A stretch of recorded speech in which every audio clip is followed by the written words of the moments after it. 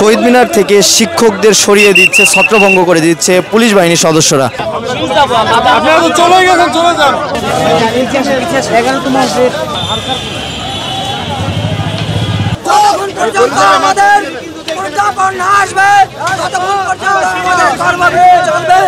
সিদ্ধান্ত যা হয়েছে কি হয়েছে আমরা সাধারণ শিক্ষকরা জানি না। কেন্দ্রীয় শহীদ মিনার থেকে আমরা বাইরে যাচ্ছি।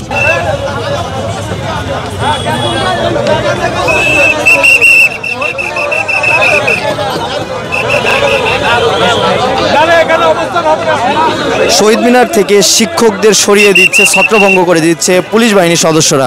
শহীদ মিনারের যে চিত্রটি সেটি মূলত পুলিশ বাহিনীর সদস্যরা তারা মূলত এখানে এসেছেন এবং এসে শহীদ মিনারে যে শিক্ষকরা অবস্থান করছিল তাদেরকে ছত্রভঙ্গ এবং এখান থেকে অন্য কোথাও যেতে বলা হচ্ছে শহীদ মিনার ত্যাগ করে। এখানে প্রজ্ঞাপন জারি না হওয়া পর্যন্ত আমাদের কর্মবিরতি চলমান থাকে।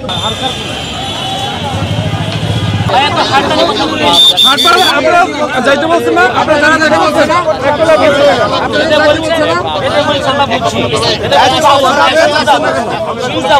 আপনারা তো চলে গেছেন, চলে যান।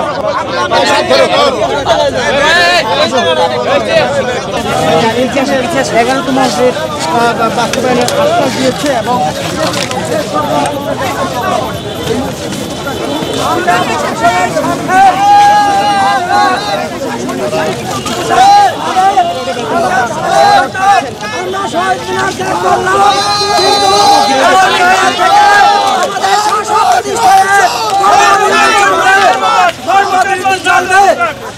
প্রতিষ্ঠানে কর্মবিরতি চলবে যতক্ষণ পর্যন্ত আমাদের প্রজ্ঞাপন না আসবে, ততক্ষণ পর্যন্ত আমাদের কর্মবিরতি চলবে।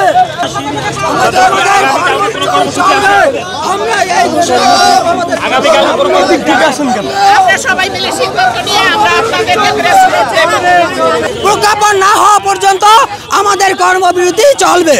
সিদ্ধান্ত যা হয়েছে কি হয়েছে আমরা সাধারণ শিক্ষকরা জানি না।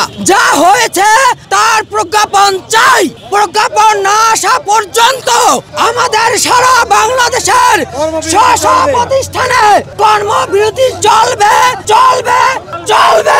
কেন্দ্রীয় শহীদ মিনার থেকে আমরা বাইরে যাচ্ছি। আর আমাদের সিদ্ধান্ত প্রেসকে আমরা সবাই মিলে সিদ্ধান্ত নিয়ে সেটা পরে জানাবো। আমাদের স্টেটমেন্ট যদি দিতাম তাহলে প্রেসকে দিতাম, আর আমাদের স্টেটমেন্ট যদি দিতাম এখানে এসে ব্রিফ করতাম। এইখানে আমাদের সাংগঠনিক সীমাবদ্ধতা রয়েছে, সে জায়গাটিতে আমি ব্যক্তিগতভাবে একা কোনো ডিসিশন দেওয়ার মালিক নাই। এই শিক্ষকরাই হলো সকল ক্ষমতার মালিক, আর হলো সংগঠন রয়েছে অনেকগুলো।